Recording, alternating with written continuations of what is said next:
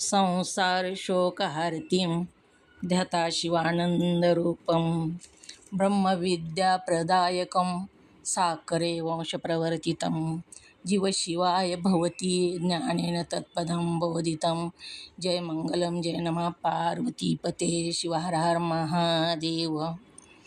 वंदे श्रीमद्रामं सद्गुरु मतिशान्ति सीतया श्रेष्ठं कामादिराक्षसारी भवजलधो तत्त्वबोधसेतुकरम्।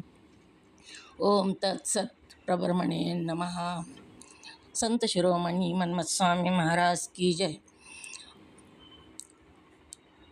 सद्गुरु सिद्धारूढ स्वामींच्या चरणी वंदन करून श्रोत्रिय ब्रह्मनिष्ठ सद्गुरू शिवानंद स्वामी परभणीकर माझ्या हृदयामध्ये स्थापित करून सद्गुरू पंडित पितांबरजींना वंदन करून जगद्गुरू शंकराचार्यांना वंदन करून जगद्गुरू पंचाचार्यांना वंदन करून त्रिकाल वंदनीय गुरुमाऊली लिंगायक्य गुरु महालिंगेश्वर शिवाचार्य महाराज यांच्याही चरणी कोटी कोटी प्रणिपात करून श्रोत्रिय ब्रह्मनिष्ठ सद्गुरू महादेव कुंभार आप्पाजी यांच्याही चरणी शिरसाष्टांग प्रणिपात करून तुम्हा सर्व मुमुक्षु साधकांच्या चरणी विनम्र अभिवादन करून पंचीकरण ग्रंथामध्ये प्रवेश होऊया। पंचीकरण ग्रंथाचं पान नंबर 171 काढा। 170 पानावरचं थोडंसं राहिलेलं आहे, श्यामावलोकन घेऊ मी 171 पान नंबर आज आपल्याला बघायचं आहे। कालच्या भागामध्ये आपण प्रत्येगात्म्याच्या एकत्वाचा जो विचार तन्मयतेने वेदांत शास्त्राचे श्रवण मनन करणे यालाच शास्त्रीय मनोमय द्वैत असं म्हणतात। शास्त्रीय मनोमय द्वैत कशाला म्हणतात हे आपण काल बघितलेलं आहे।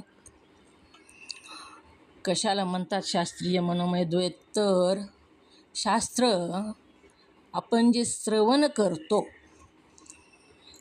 प्रत्येगात्मा ब्रह्म जे आहे, आत्मा आणि ब्रह्म ही दोन्ही एकत्वाचा विचार शास्त्रामध्ये जी सांगितला आणि त्यालाच काय म्हणावं तर शास्त्रीय द्वैत म्हणावं।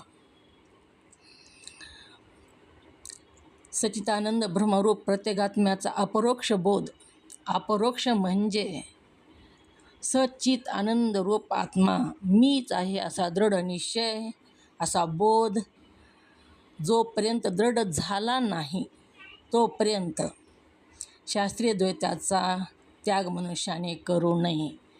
तर शास्त्रीय द्वैत म्हणजे ब्रह्म आणि आत्मा एकच आहे असं शास्त्रातून आपण जे ज्ञान घेतो, शास्त्र वेगळे आणि ज्ञान घेणारा वेगळा, इथं सुद्धा दोन आहेत म्हणून द्वैत असं इथं शब्द वापरला। शास्त्रीय द्वैताचा त्याग मनुष्याने करू नये म्हणजे शास्त्र ऐकावं। ब्रह्म आणि आत्मा एकच आहे ही जी अद्वैत शास्त्रामध्ये ज्ञान दिलेलं आहे, सांगितलेलं आहे, ते शास्त्र आपला आत्मबोध होईपर्यंत त्याचा त्याग करू नये, तर ते ऐकत राहावं। शास्त्रीय द्वैताचा त्याग मनुष्याने करू नये। कामाधिकाची पूर्ण निवृत्ती होऊन अद्वैत तत्त्वाचा दृढ बोध झाल्यानंतरच त्याचा त्याग करावा। शास्त्रीय द्वैताचा सुद्धा त्याग करावा, पण कधी करावा? कामाधिकाची, अधिक म्हणजे त्याच्या नंतरचे 6 जी विकार आहेत। कोणते 6 विकार? ओम नमः शिवाय। कामाधिक म्हणजे काम, त्याच्यानंतरचे दुसरे 5 कोणते? पूर्ण निवृत्ती करायची त्याची, तर विकार कोणते? ओम नमः शिवाय। हँड करा। कामाधिक म्हणजे कोणते विकार? नंदा काकी बोला। ओम नमः शिवाय। कामाधिक विकार म्हणजे 1 काम, 2 क्रोध, 3 लोभ, 4 मोह, 5 मद आणि मत्सर, 6वा मत्सर। हां, बरोबर सांगितलं। ही 6 विकार आहेत। कामाधिक म्हणजे काम, क्रोध, लोभ, मोह, मद, मत्सर ही जी 6 विकार आहेत ह्याचा पूर्ण निवृत्ती होऊन अद्वैत तत्त्वाचा दृढ बोध झाल्यानंतर त्याचा त्याग करावा. हे जे विकार आहेत त्याची निवृत्ती होऊन अद्वैत म्हणजे मीच ब्रह्म आहे, आत्मा आणि ब्रह्म एकच आहे आणि ते मीच आहे असा दृढ बोध झाल्यानंतर मात्र पुन्हा त्याचा त्याग करावा असं सांगितलं. पुन्हा ऐकण्याची काहीच गरज नाही. आपण काल बघितलं वरचं पाणी नळातलं मोटरीमध्ये पाईपामध्ये जोपर्यंत विहिरीतलं पाणी बाहेर येत नाही तोपर्यंत वरचं पाणी भरण्याची गरज आहे. विहिरीतूनच पाण्याचा मुसांडा बाहेर आल्यावर वरच्या पाण्याची आवश्यकता नाही. तसंच आपल्याला आत्मबोध जर झाला तर पुन्हा ही शास्त्र ऐकण्याची काही गरज नाही. पुन्हा त्याग करावा. सत असत विचार कुशल असा बुद्धिमान पुरुष असतो. तो वेदांताचा अभ्यास करून त्याच्याद्वारे परोक्ष व अपरोक्ष ज्ञानाचा निष्णात झाल्यावर मग भात गोट्यातून तांदळाचा दाणा काढून घेऊन तुष टाकून द्यावे या न्यायाने समग्र शास्त्राचा त्याग करतो. कोण करतो समग्र शास्त्राचा त्याग? तर कामाधिकाची निवृत्ती करून अद्वैत तत्त्वाचा दृढ बोध झाल्यानंतर त्याचा त्याग करावा. पण कधी? सत असत विचार कुशल असा बुद्धिमान पुरुष करतो. सत्य काय, असत्य काय, काय घ्यावं, काय टाकून द्यावं. सत असत विचार म्हणजेच विवेक आहे. सत्य काय, असत्य काय असा विचार करणं म्हणजे विवेक. विवेक कसा आहे बघा, चाळणीसारखा आहे.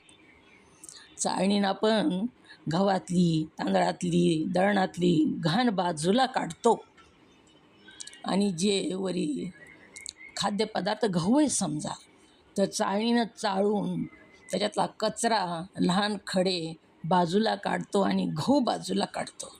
विवेक तसा करतो. सत्य काय आणि असत्य काय ह्याचा विचार करतो विवेकी, आणि असतचा त्याग करतो चाळणीद्वारे म्हणजे विवेकाद्वारे.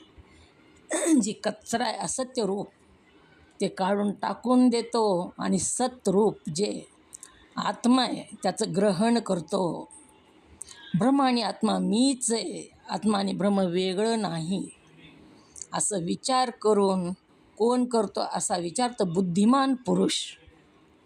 असा विचार करून अभ्यास करून त्याच्याद्वारे परोक्ष अपरोक्ष ज्ञानात निष्णात झाल्यावर, परोक्ष ज्ञान काय, अपरोक्ष ज्ञान काय ही जर आपल्याला सहज कळालं, निष्णात होणं म्हणजे स्पष्ट कळणं, निष्णात झाल्यावर मग भात गोट्यातून तांदळाचा दाणा काढून घेऊन तुष टाकून द्यावे या न्यायाने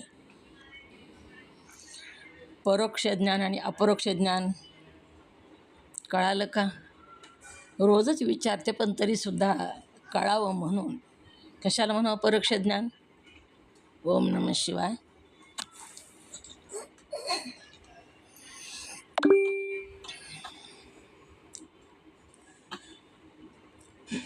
मीनाताई बोला, परोक्ष ज्ञान कशाला म्हणावं? ओम नमः शिवाय.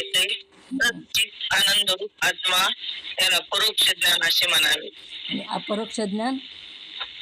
अपरोक्ष ज्ञान सच्चित रूप आनंद स्वरूप आत्मा मीच आहे याला अपरोक्ष ज्ञान असे म्हणावे. सच्चित आनंद रूप आत्मा मीच आहे असं जेव्हा दृढ ज्ञान होईल, निष्णात झाल्यावर मग मात्र कसं शास्त्र टाकून द्यावं हे सांगितलं. भात गोट्यातून तांदळाचा दाणा काढून घेऊन तुष टाकून द्यावे. भात गोटे म्हणजे साळी जी असतात त्या साळीमधला तांदूळ बाजूला काढून घेऊन वरचं तूस जसं टाकून द्यावं लागतं, तसंच आपण शिजवतो का हो साळी? आणि शिजवल्या तर त्या जातात का मधी? त्या खाता येतच नाहीत. त्याचप्रमाणे भात गोट्यातून तांदळाचा दाणा काढूनच घ्यावा लागतो. काढून घेतलं तरच ती पचतं. तसंच इथंसुद्धा आत्मज्ञान बाजूला जर काढलं, या 82 तत्वापासून बाजूला जर निघालो तरच आत्मज्ञान होतं. साळीतून तांदूळ जसे बाजूला काढावे तसं. जर साळीत शिजविल्या तर त्यानं पोट पण भरत नाही, ती घशात अडकतं, टोचतं सगळं, काहीच त्याचा उपयोग होत नाही. तसंच आत्मस्वरूपाला जाणायचं आहे तर ह्याच्यातून वेगळं निघाल्याशिवाय आत्मस्वरूपाला जाणता येत नाही. भात गोट्यातून तांदळाचा दाणा काढून घेऊन तूष टाकून द्यावे, या न्यायाने समग्र शास्त्राचा त्याग करतो. जेव्हा त्याला स्वतः मीच ब्रह्म आहे, मीच आत्मा आहे दृढ बोध होतो, तेव्हा तो शास्त्रसुद्धा जसं साळी, जोपर्यंत साळी आहे तोपर्यंत ती तूष आणि तांदूळ बरोबर सांभाळावे लागतात. परंतु जेव्हा तांदूळ बाजूला काढतो आपण, तेव्हा त्याचं वरचं साल्ट निघालेलं पुन्हा त्याची काय गरज आहे का? ती फेकून देतो, म्हणजे त्याचा उपयोग पुन्हा होत नाही. तांदूळ बाजूला काढल्यानंतर तसंच जसं ती फोलपट जी वरचं आहे त्याचा आपण त्याग करतो, तसाच पुन्हा शास्त्रीय विचाराचा त्याग जरी केला तरी काही हरकत नाही. त्याग करावा. अशा रीतीने दृढ बोध सिद्ध झाल्यानंतरच शास्त्रीय द्वैताचा त्याग करावा असे श्रुतीत सांगितलेले आहे. श्रुतीतसुद्धा सांगितलं आहे की जोपर्यंत तुला तुझ्या स्वरूपाचं ज्ञान होत नाही तोपर्यंत तू शास्त्र ऐकत राहा, त्याचा विचार करत राहा, आणि तिथपर्यंत गेल्यानंतर मग मात्र तुला शास्त्र ऐकण्याची गरज नाही. पुन्हा शास्त्र नाही ऐकलं तरी काहीच हरकत नाही असं सांगितलेलं आहे. तर म्हणजे श्रुतीत शास्त्र विचाराची अवधी किती ती सांगितली. शास्त्र विचार किती दिवस करावा, अवधी किती. आता एका वर्गातून दुसऱ्या वर्गात जाण्यासाठी किती अवधी असतो, तर 1 वर्षाचा अवधी असतो. 1 वर्ष झाल्यानंतर पहिलीच्या वर्गातून दुसरीच्या वर्गात जातो, एवढा अवधी 1 वर्षाचा असतो. तसंच शास्त्र विचार करण्यासाठी अवधी किती, वेळ किती, अवधी म्हणजे वेळ किती ती सांगितलं. मग काल मोजमापन करून सांगितलेलं नाही. तर जोपर्यंत आपल्या स्वरूपाचं ज्ञान आपल्याला होत नाही तोपर्यंत शास्त्र ऐकावं. व्यंगमार्गानं जो जातो त्याला तात्काळ लवकरात लवकर शास्त्राचं बोध होतो. आपणही पंचीकरण ऐकलं आणि आपल्याला ती कळालं म्हणून आपल्याला आपल्या आत्म्याचं ज्ञान झालं असं म्हणता येत नाही. ऐकल्यामुळं आणि कळाल्यामुळं ते ज्ञान झालं असं म्हणता येत नाही. ते कसं? एखादा व्यसनी मनुष्य असतो बघा, मुलगा आहे व्यसनी एखादा, आणि तो व्यसन करून येतो, आणि आई वडील सगळे घरातले लोक त्याला समजवून सांगतात, खूप समजून सांगतात, परंतु तो सगळं ऐकून घेतो, उलटं बोलत नाही, काहीच नाही, सगळं ऐकून घेतो, पण पुन्हा करायचं तीच करतो. त्यावेळेस एक त्यांच्या घरी पाहुणा येतो आणि सांगतो त्या आईवडिलाला, बहीण भावाला म्हणतो, अहो ह्याला तुम्हाला सांगता येत नाही का? तर ते काय म्हणतात, अहो खूप सांगितलं पण तो ऐकतच नाही. मग जेव्हा ह्यांनी सांगितलं होतं तेव्हा त्याच्या कानाला ऐकू आलं होतं का नव्हतं? ओम नमः शिवाय. त्याच्या कानानं ऐकलं होतं का नव्हतं त्याने?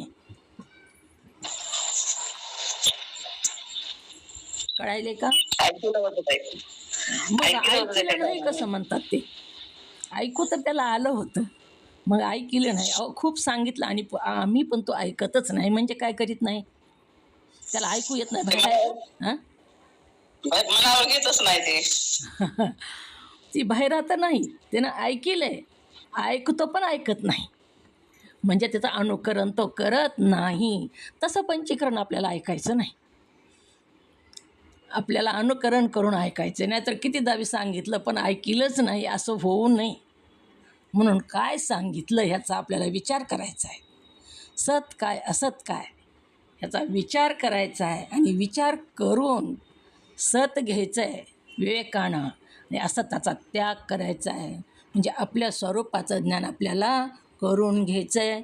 पंचीकरण ऐकताना त्या मुलासारखं आपल्याला ऐकायचं नाही, तर आपल्याला लक्ष देऊन ऐकायचं आहे, आणि ते ऐकल्याचा काहीतरी फायदा करून घ्यायचा आहे. कशासाठी सांगायचं हो हे? काहीतरी उपयोग होईल म्हणून सांगायचं आणि ऐकायचं. नाही तर ऐकायचं म्हणून ऐकायचं किंवा पुण्य प्राप्त करून करून घ्यायचं म्हणून ऐकायचं असं नाही. नुसतं ऐकल्यानं पुण्य प्राप्त होतच नाही.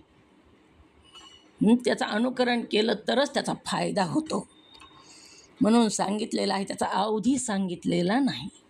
किती दिवस ऐकावं, तर त्याचा अवधी 1 वर्ष 2 वर्ष असा सांगितला नाही. तर आपल्या स्वरूपाचं ज्ञान होईपर्यंत ऐकावं. काहींना लवकर होतं, काहींना थोडा वेळ लागतो. ऐकणारेसुद्धा साधक उत्तम, मध्यम आणि कनिष्ठ 3 प्रकारचे असतात श्रोते. उत्तम श्रोता, मध्यम श्रोता आणि कनिष्ठ श्रोता. तर तिन्ही प्रकारचे लोक पोहोचतात तिथं जर ऐकलं तर. उत्तम श्रोता जो असतो तो व्यंग मार्गानं जातो, म्हणजे विमानानं गेल्यासारखा जातो, तो लवकर पोहोचतो. परंतु मध्यमसुद्धा एस टी गाडीनं गेला तरीसुद्धा तो उशिरा का होईना पण पोहोचतो. आणि पायी जाणारासुद्धा जास्त वेळ लागणार का पण पोहोचतो. उत्तम श्रोता व्यंग मार्गाने जातो, म्हणजे विमानासारख्या मार्गाने जातो असं सांगितलेलं आहे. म्हणून त्याचा अवधी सांगितलेला नाही. कुणी लवकर पोहोचतं तेवढाच त्याचा अवधी. आता आपल्याला जायचं आहे वाराणसीला, तर किती वेळ लागतो पोहोचायला, असं जर आपण विचारलं तर तुम्हाला कोणत्या वाहनानं जायचं आहे हे विचारतात. विमानानं गेलं तर तुम्ही 4च तासात पोहोचाल, दुसऱ्या कोण्या गेलं तर 3 दिवसात जाल, पायी गेलं तर वर्ष लागल. अशा प्रकारे अवधी सांगितलेला नाही. सांगितलेलं जोपर्यंत आत्मज्ञान होत नाही तोपर्यंत श्रवण करावा असा अवधी सांगितला त्याचा. म्हणजे श्रुतीत शास्त्र विचाराची अवधी किती ती सांगितलेली आहे. ती पण बोध झाल्यानंतर सत असत विचार करू नये असा निषेध केलेला नाही. आपल्याला आत्मज्ञान झालं आणि पुन्हा शास्त्र ऐकूच नाही असं सांगितलेलं नाही. ऐकावं, पण ऐकलं नाही ऐकलं तरी त्याच्यात काही फरक पडत नाही, कारण त्याचा बोध झालेला असतो. पण ऐकू नका असं सांगितलेलं नाही. ऐकलं तरी आपण पहिलं ऐकलेलंच आहे, त्या ओघानं आपण ऐकत राहिलं तरी तसं काही निषेध केलेला नाही. ऐकूच नका असं सांगितलेलं नाही. यामुळे दृढ बोध झाल्यानंतरही पूर्व प्रवाहाच्या ओघानं प्राप्त झालेले शास्त्रीय विचारादी शास्त्रीय द्वैत कल्पित करण्यास कोणत्याही प्रकारचा प्रत्यवाय किंवा हरकत नाही. पूर्व प्रवाह सांगितला. पूर्वी आपण ऐकत राहिलेलो आहोत, प्रवाह आपला सुरू आहे, आणि त्याच्यामुळं आपण ही शास्त्रीय द्वैत कल्पित आहे असं आपल्याला माहीत झाले. ही सुद्धा कल्पितच आहे बरं का. ही जी आपण ऐकतो ती सुद्धा कल्पितच आहे, त्याचासुद्धा त्यागच करावा लागतो. पण आपल्याला माहिती होईपर्यंत त्याची आवश्यकता आहे, आणि पुन्हा त्याचा त्याग करायचा आहे. आधी आपल्याला कळून घेईपर्यंत ते लागतं ना, म्हणून ती कल्पित आहे. कल्पित असं समजायचं आहे, ती कोणत्याही प्रकारचा प्रत्यवाय किंवा हरकत नाही, कल्पित समजायचं आहे. आणि पुन्हा मी आत्मा आहे, आणि ह्या आत्म्याच्या बोध दृढ दृढ आपल्या ठसला पाहिजे.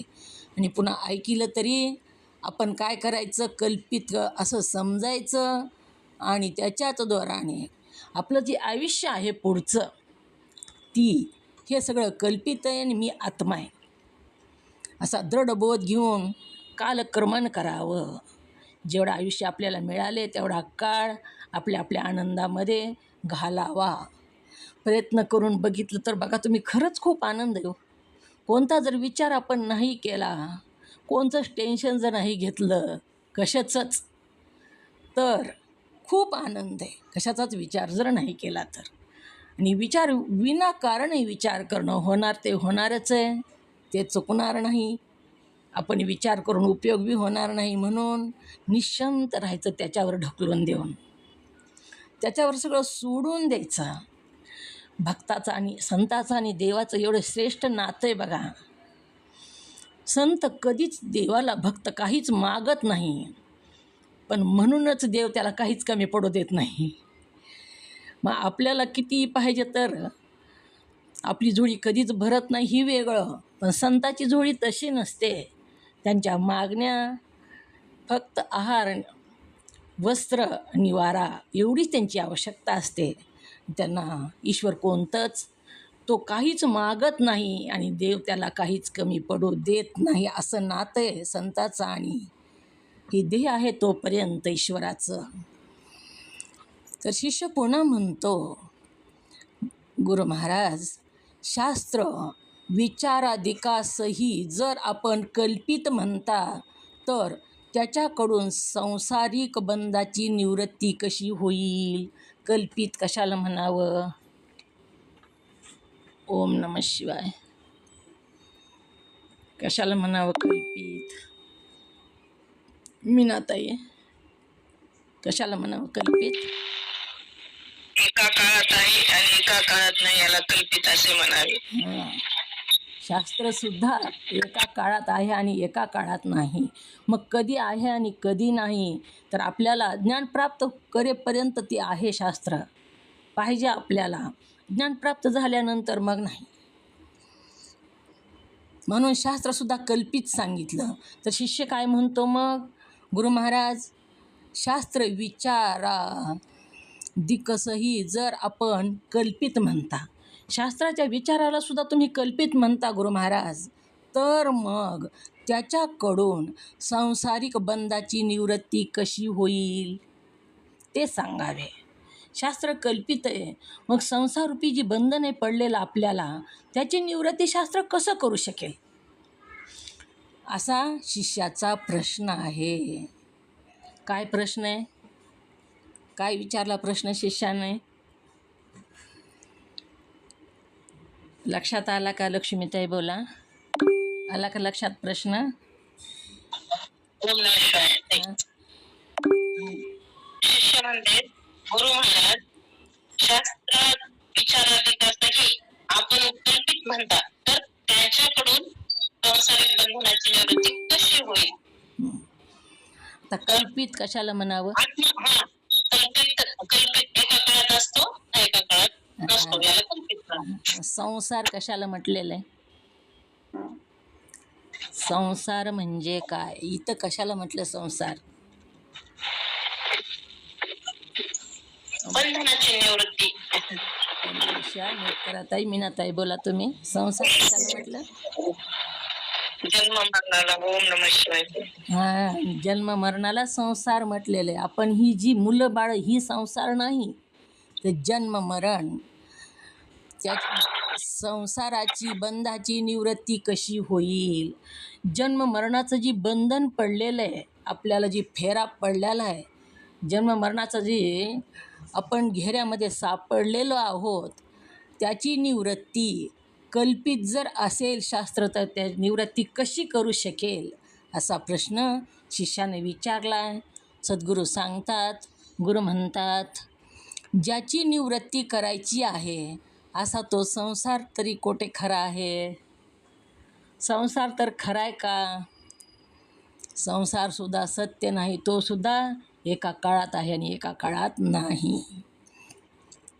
जसं यक्ष तसंच बलिदान, अशी जी म्हण आहे, त्याच न्यायाने स्वप्न कल्पित सिंहाच्या दर्शनाने कल्पित स्वप्नाची जशी निवृत्ती होते, त्याचप्रमाणे कल्पित शास्त्राधिकाने कल्पित संसाराची निवृत्ती होऊ शकते. स्वप्न पडलं, सांगू लागलेले आहेत. स्वप्न पडलं आणि स्वप्नामध्ये सिंह आला. सिंह आला आणि त्या सिंहाच्या भीतीनं हा जागा झाला. तर कापू लागला, खडबडून जागा झाला. तर आता स्वप्न पण कल्पित आहे आणि सिंह तर स्वप्नात आलेला सिंह कसा आहे हो? खरा आला का कल्पित आहे? स्वप्नात जो सिंह आला तो खरा आहे का कल्पित आहे? कल्पित आहे, कल्पित. हां. आणि कल्पित आहे. स्वप्न कसं आहे? स्वप्न पण कल्पितच आहे ना. खरं आहे का कल्पित आहे? खरं आहे का कल्पित आहे? दृढ निश्चयानं सांगायचं.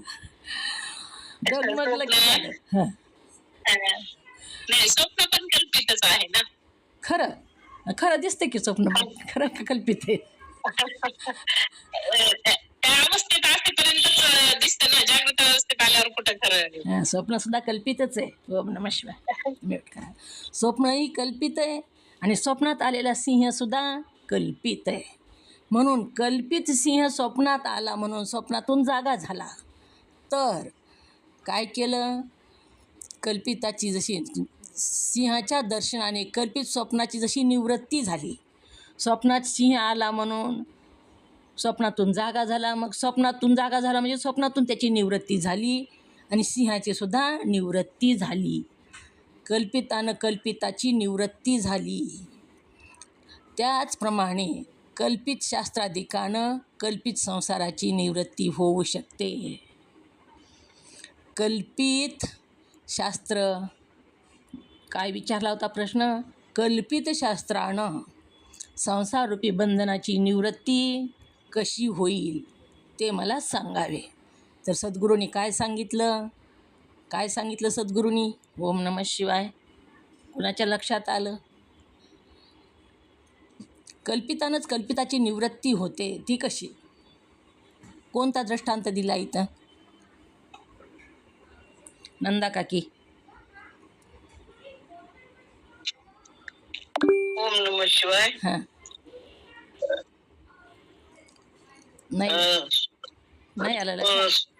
नाही, स्वप्न कल्पित सिंहाच्या दर्शनाने म्हणजे स्वप्नात जर सिंह आला आणि आपण भिलो तसं म्हणजे ते आपण जागा झालो की ते निवृत्ती झाली त्याची. म्हणजे कल्पितच होतं ना. त्याप्रमाणे कोण कल्पित होतं? कोण होतं कल्पित? स्वप्न. हां. स्वप्न कल्पितच होतं ना. हां. त्याप्रमाणे अद्वैत कल्पित शास्त्राधिकाने कल्पित संसाराची निवृत्ती होऊ शकते. ओम नमः शिवाय. म्यूट करा. मंगेताई बोला. दृष्टांत काय दिला? दृष्टांत सिद्धांत मिक्स करायचा नाही. दृष्टांत वेगळा सांगायचा, सिद्धांत वेगळा सांगायचा. दृष्टांत काय दिला इथं? दृष्टांत असं की स्वप्न कल्पित सिंहाच्या दर्शनाने कल्पित स्वप्नाची निवृत्ती होते. दृष्टांत दिला. हां, दोन्ही कल्पित आहे. हे दृष्टांत आहे. त्याच्यात सिद्धांत मिक्स नाही करायचा. सिद्धांत वेगळा आणि दृष्टांत वेगळा. मग सिद्धांत काय सांगितला? सिद्धांत आला का लक्षात? हो, आला. काय सांगितला सिद्धांत? सिद्धांत काय? सिद्धांत असा सांगितला, कल्पित शास्त्राधिकाने कल्पित संसाराची निवृत्ती होऊ शकते. हां, बरोबर. शास्त्र पण कल्पित आहे आणि संसार पण कल्पित आहे. बरोबर.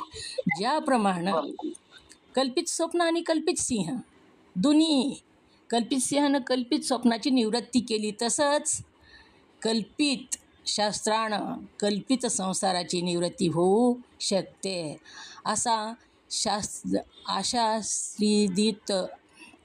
अशास्त्रीय द्वैत म्हणतात ते 2 प्रकारचे आहे. 2 प्रकारचं सांगितलं ना द्वैत. कोणतं सांगितलं 2 प्रकार कालच्या भागामध्ये? द्वैत किती प्रकारचं सांगितलं? ओम नमः शिवाय. द्वैत किती प्रकारचं सांगितलं? ओम नमः शिवाय. हां. द्वैत 2 प्रकारचं सांगितलं. एक शास्त्रीय द्वैत आणि 2 अशास्त्रीय द्वैत. हां. आता आपण शास्त्रीय द्वैत बघितला, आता अशास्त्रीय द्वैताकडे जायचं आपल्याला. शास्त्रीय द्वैत आणि कल्पित संसाराची निवृत्ती होऊ शकते. आता अशास्त्रीय द्वैत म्हणतात ते 2 प्रकारचं आहे, एक तीव्र आणि दुसरं मंद. अशास्त्रीय द्वैतामध्ये सुद्धा पुन्हा 2 प्रकार सांगितले. शास्त्रीय द्वैत आपण बघितलं, पण अशास्त्रीय द्वैत जी आहे त्याच्यामध्ये पुन्हा दुसरे 2 प्रकार सांगितले, पोट प्रकार. ते कोणते तर तीव्र आणि दुसरं मंद. त्या दोहापैकी कामक्रोधादिकांना तीव्र द्वैत म्हटलेलं आहे. अशास्त्रीय तिथं शास्त्र नाही. आणि कामक्रोधाधिक म्हणजे काम, क्रोध, लोभ, मोह, मद, मत्सर ही जिथं आहेत त्यांना काय म्हणलेलं आहे? अशास्त्रीय तीव्र द्वैत म्हटलेलं आहे. आणि मनोराज्याला मंद द्वैत म्हटलेलं आहे. म्हणजे मनातली मनात जे आपण चित्तितो त्याला मंद द्वैत म्हटलेलं आहे. काम, क्रोध, लोभ, मोह, मद, मत्सर ही जी आहेत ना, ह्याच्यामुळं बघा तुम्ही किती आपल्याला त्रास होतो आणि दुसऱ्याला पण त्रास होतो. आणि मनातली मनात जी इच्छितो ना आपण, पाप पुण्य किती प्रकारचे पाप, तर मनोमय हे मनातलं सुद्धा पाप किती प्रकारचं आहे तर 3 प्रकारचं पाप सांगितलं. शारीरिक, मानसिक आणि वाचिक. शरीरानं केलेलं पाप, वाचेनं केलेलं पाप आणि मानसिक केलेलं पाप. हे द्वैतच आहे, ही अशास्त्रीय द्वैत. शरीरानं केलेलं म्हणजे आपण कोणाला चापट मारली किंवा एखाद्या कुत्र्याला आपण लाकूड मारलं आणि कुत्रा जागेवर मेला तर ती शारीरिक पाप झालं.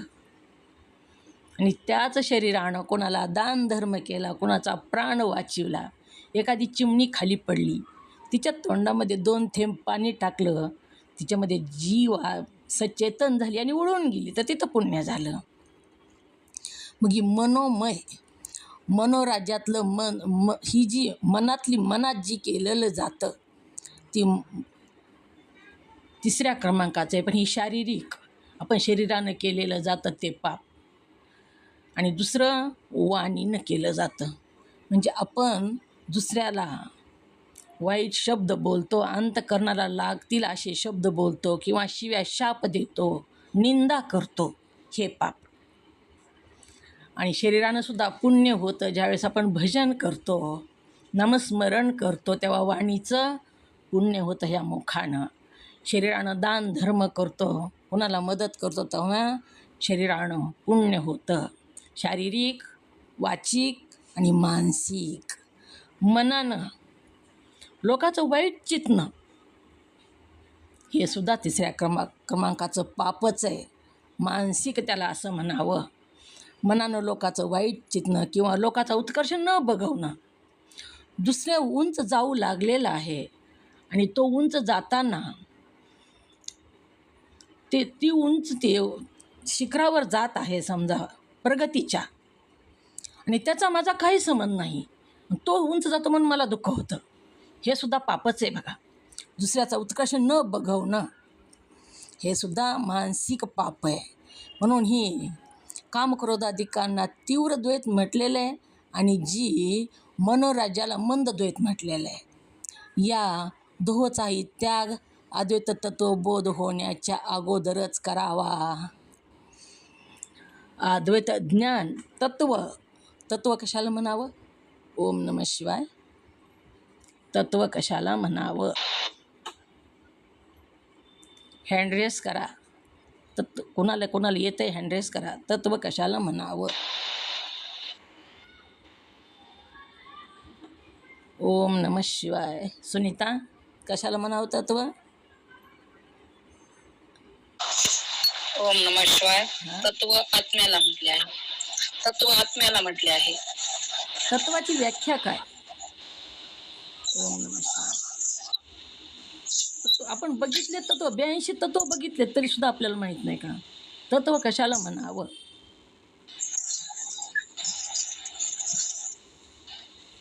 नंदा काकी कशाला म्हणावं तत्व आहे का लक्षात? मंगेताई, सुनंदाताई पाटील, ओम नमः शिवाय. अनारूपी को तत्व कहिए. आणखीन एक वेळेस म्हणा. अनारूपी को तत्व कहिए. अनारूपी का अनारूपी अं? अनारूपी तत्व को.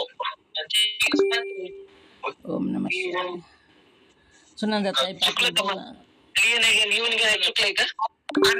अनारोपित को तत्व कहिए. अनारोपित को तत्व कहिए. अनारूपी नाही, अनारोपित को तत्व कहिए. अनारोपित लिहून ओम नमः शिवाय लिहून घेतले. चांगल्या अनारोपी अनारूपी को. कशाचाच आरोप नाही, त्याला तत्व म्हणावं. आणि आरोपित को सुद्धा तत्व कहिए. मग अनारोपित जी तत्व आहे त्याला आत्मतत्वाला अनारोपित तत्व असं म्हटलेलं आहे.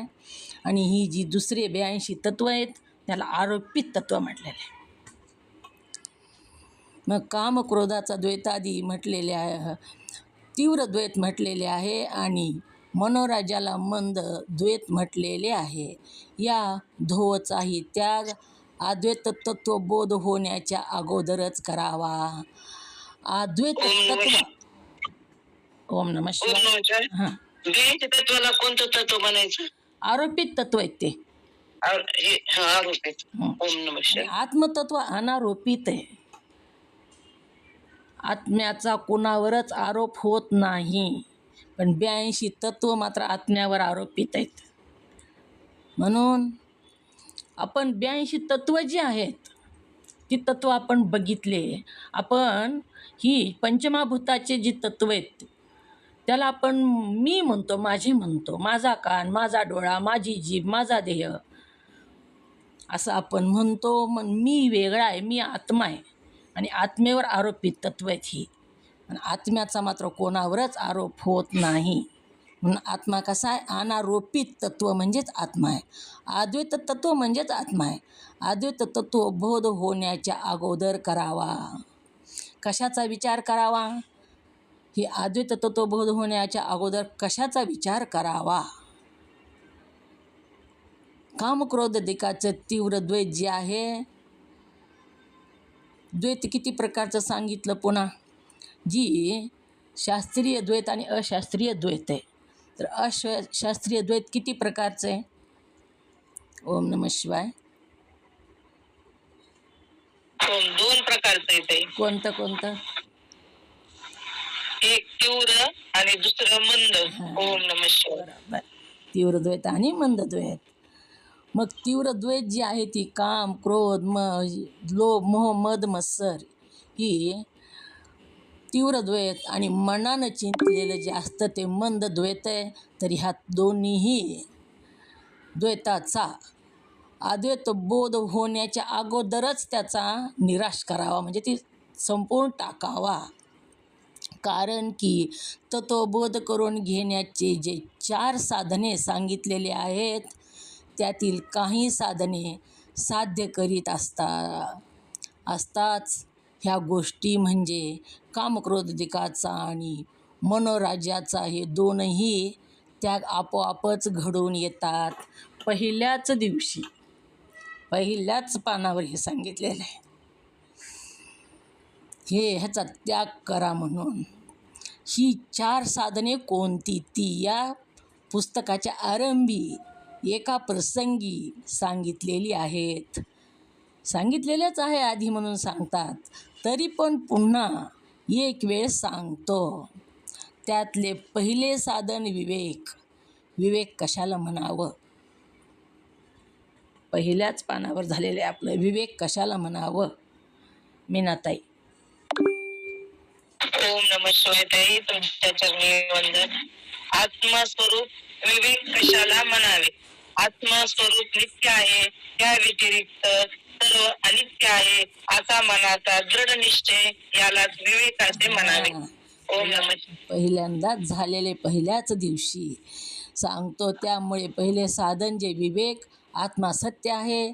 आत्म्या वाचून इतर जे सर्व असत्य आहे, ह्याला विवेक म्हणावं. दुसरं साधन सांगितलं वैराग्य. वैराग्य म्हणजे इह लोकातल्या आणि परलोकातल्या कोणताच भोग भोगण्याच्या इच्छेचा अभाव. मनामध्ये कोणताच भोग मला प्राप्त व्हावा अशी इच्छा नाही. जे ईश्वरानं दिला ते भोग भोगायचा. सुखाचा दिला तरी भोगायचा, दुःखाचा दिला तरी भोगायचा. कारण ते भोग कुणाचा आहे तर आपल्याच कर्मानं आपल्याला प्राप्त झालेला आहे. ती भोगत राहायचं. अभाव, इथलंही सुख नको, परलोकातलं सुद्धा नको, मनामध्ये सुख प्राप्त व्हावा इच्छाच नको, इच्छेचा अभाव म्हणजेच वैराग्य. इह लोक परलोक याच्यातले भोग भोगण्यासंबंधाने अनिच्छा, अनिच्छा म्हणजे इच्छा नाही किंवा अप्रीती. इच्छा नाही आणि प्रीती पण नाही, प्रेम पण नाही. इच्छेचा अभाव म्हणजेच मोक्ष आहे बरं का. कोणतीच इच्छा नाही म्हणजेच मोक्ष आहे. शम, सर्व वासनाचा त्याग. दम, बाह्य इंद्रियाचा निग्रह. इंद्रिय जे भोग भोगतात बाहेरचे त्याचा निग्रह करायचा. भोग आले भाग्याला तेवढे भोगायचे, तेही सोडायचे नाही, पण प्राप्त व्हावेच अशी इच्छा कोणतीच नाही.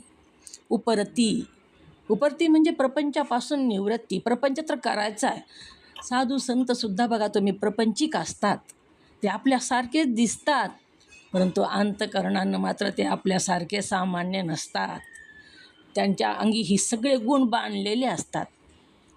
प्रपंचापासून त्यांची निवृत्ती झालेली असते, पण देहानं प्रारब्ध कर्म आहे तोपर्यंत त्यांना ते करावं लागतं. ते प्रारब्ध कर्मावर सोडून देतात आणि ते कर्म करत राहतात. तितिक्षा, शीत उष्ण आदी द्वंद्व धर्म सहन करण्याची योग्यता. द्वंद्व धर्म म्हणजे दोन जोडीनं येणारे धर्म, सुख दुःख, अशा प्रकारे जे जोडीनं धर्म येतात ते सहन करण्याची पात्रता. थंडी ऊन जोडीनं जे येतात ते धर्म दोन्हीही सहन करण्याची जी योग्यता आहे त्याला द्वंद्व धर्म तितिक्षा असं म्हणतात. श्रद्धा म्हणजे ब्रह्मनिष्ठ सद्गुरूच्या व वेदांतशास्त्राच्या वाक्याच्या ठिकाणी भक्ती. श्रद्धा कशाला म्हणावं?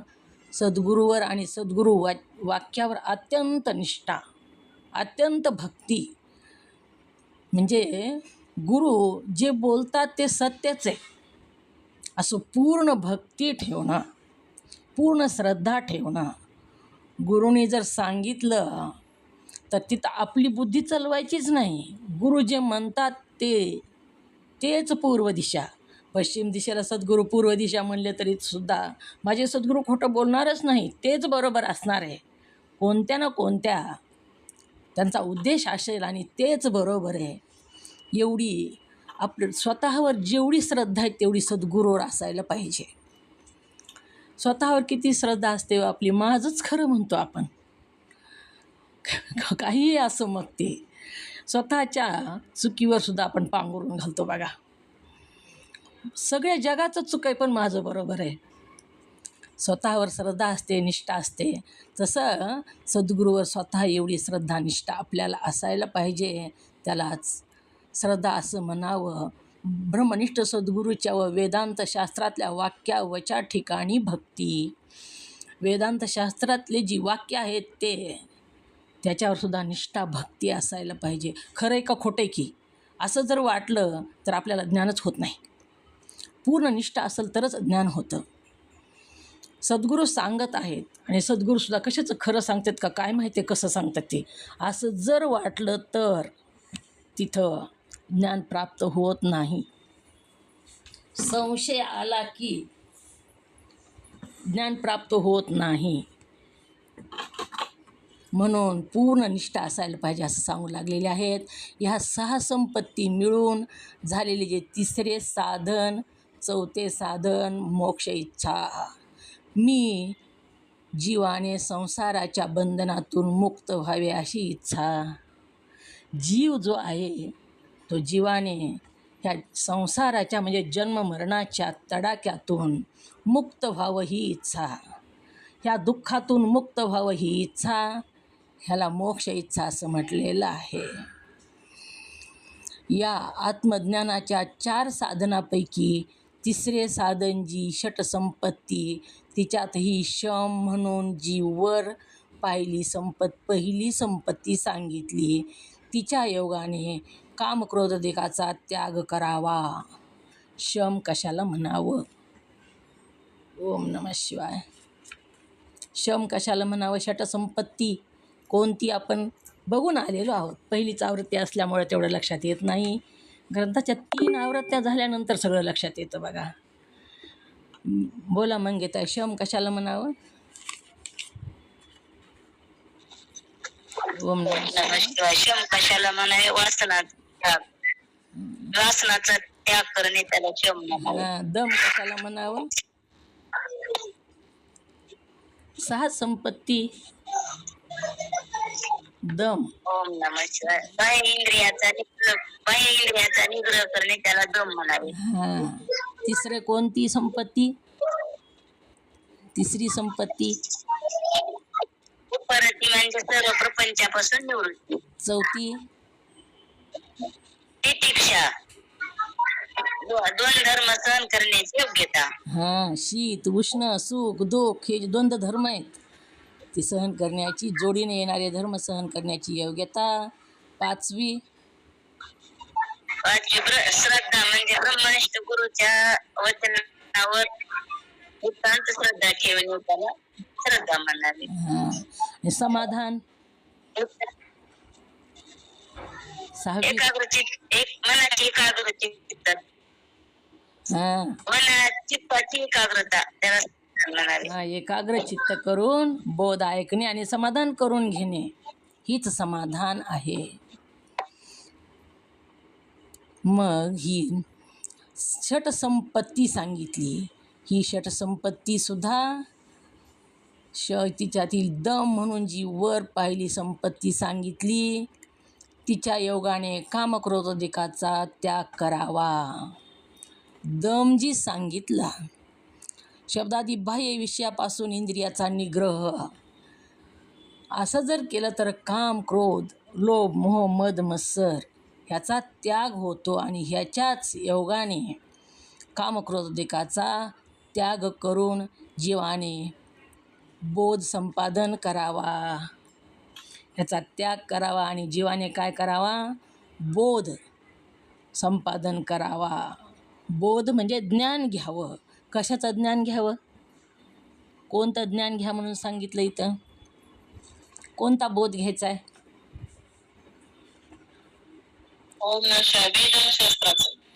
ओम नमः शिवाय. हँडरेस करा. कोणता बोध घ्यायचा सांगितला इथं? काकी बोला. आत्मज्ञानाचा बोध घ्यावा असं सांगितले. मीच आत्मा आहे ही बोध घ्यावा. शास्त्राद्वारे घ्यावा लक्ष्मीताई, पण मी आत्मा आहे हा बोध घ्यावा. शास्त्राद्वारेच घ्यावा लागतो. पुन्हा शिष्य म्हणतो बोध सिद्ध व्हावा म्हणून बोध होण्याच्या अगोदर कामादी शास्त्रीय द्वैताचा त्याग करावा. बोध होण्या अगोदरच ह्याचा त्याग करावा. अशास्त्रीय द्वैताचा त्याग करावा असे आपण सांगितले ते ठीक आहे. पण आलं इथं. पण आलं की मागच्यावर सगळं पाणी पडलं. पण आलं की अपूर्णता आली. प्रपंचामध्ये सुद्धा एखादी मुलगी बघायला गेलोत आपण, सगळं चांगलं आहे, पण आलं की संपलं. काहीतरी उणीव आहे असं तिथं त्या पणचा अर्थ होतो. मग शिष्य म्हणतो बोध सिद्ध व्हावा म्हणून बोध होण्याच्या अगोदर कामादी अशास्त्रीय द्वैताचा त्याग करावा असे आपण सांगितले ते ठीक आहे. पण तत्वबोध झाल्यानंतर त्याचे ग्रहण केले तर त्यात काय हरकत आहे?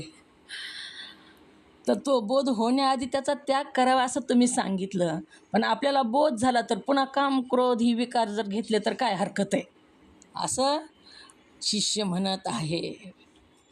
अशी शंका तर उत्पन्न झालीच, तर तिचे समाधान आहे काय? असेल तर सांगावे. आत्मबोध झाला आणि पुन्हा जर कामक्रोधाचा स्वीकार करावा का? तुम्ही काय म्हणू लागलेले आहात? बोध होण्याआधी कामक्रोधाचा त्याग करावा. मग आधी त्याग केला आणि पुन्हा बोध झाला तर पुन्हा स्वीकार करावा का? असा जर शंका आली तर मग त्याचं समाधान तुम्ही करावं, असा शिष्याचा प्रश्न आहे. ओम नमः शिवाय. आपला वेळ झालेला आहे.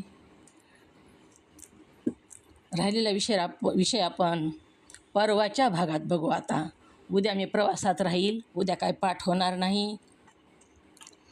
झालेली सेवा सद्गुरूंच्या चरणी समर्पित, तुम्हा सर्व मुमुक्षु साधकांच्या चरणी समर्पित करून सेवेला पूर्णविराम. जे मुखातून वाणीतून योग्य शब्द बाहेर पडले ते सद्गुरुनाथाचे, जे अयोग्य शब्द बाहेर पडले ते वाणीचा दोष. झालेली सेवा गुरुमाऊलीच्या चरणी तुम्हा सर्व मुमुक्षु साधकांच्या चरणी समर्पित करून सेवेला पूर्णविराम. ओम नमः शिवाय.